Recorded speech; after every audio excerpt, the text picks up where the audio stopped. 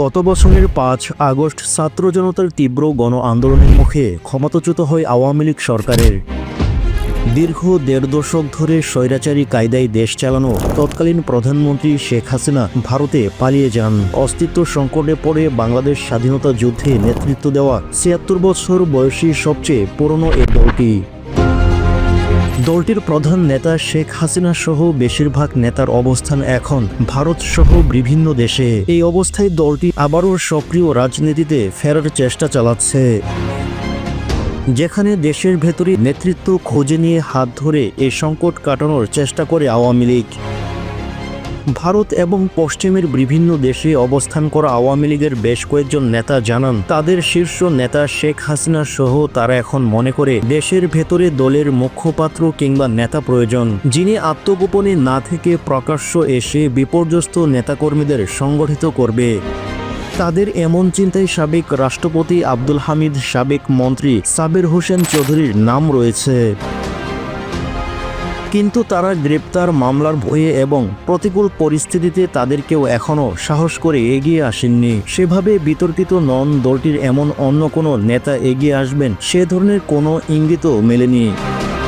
এদিকে মার্কিন যুক্তরাষ্ট্র সহ ইউরোপে রয়েছে এমন একাধিক নেতার বক্তব্য হচ্ছে, তাদের দল ঢাকায় মুখপাত্র বা কোনো পদ নিয়ে আনুষ্ঠানিকভাবে কোনো নেতার নাম ঘোষণা করতে চাইছে না, কারণ কারো নাম আনুষ্ঠানিকভাবে ঘোষণা করা হলে তাকে মামলা, গ্রেপ্তারের মুখে পড়তে হতে পারে। এটি তাদের বিবেচনায় নিতে হচ্ছে।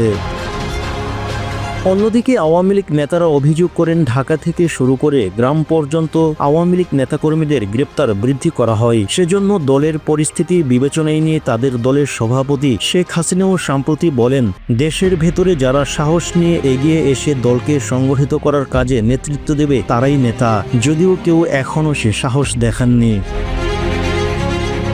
অন্যদিকে রিফাইন্ড আওয়ামী লীগ কিংবা শেখ হাসিনার বিকল্প এখনও ভাবছে না দলটির নেতাকর্মীরা। ছাত্র জনতার আন্দোলনে দমন নীতি ও হত্যাকাণ্ডের জন্য দলটির নেতাকর্মীদের ক্ষমা চাওয়া কিংবা কারো অনুশোচনাটুকুও নেই, বরং দলটির নেতাকর্মীরা বিশ্বাস করে ষড়যন্ত্রের মুখে তাদেরকে ক্ষমতাচ্যুত করা হয়।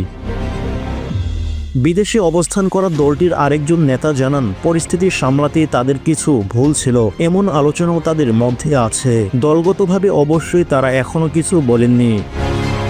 এই নেতা উল্লেখ করে বলেন, তাদের দলের পক্ষ থেকে আনুষ্ঠানিকভাবে কোনো বক্তব্য দেওয়ার সুযোগ এখনও হয়নি। তারা এখন পরিকল্পনার মাধ্যমে এগোতে চান এবং অল্প সময়ের মধ্যে আনুষ্ঠানিক বক্তব্য তুলে ধরার বিষয় নিয়েও তারা আলোচনা করেন। Saim Ahmed, desk report.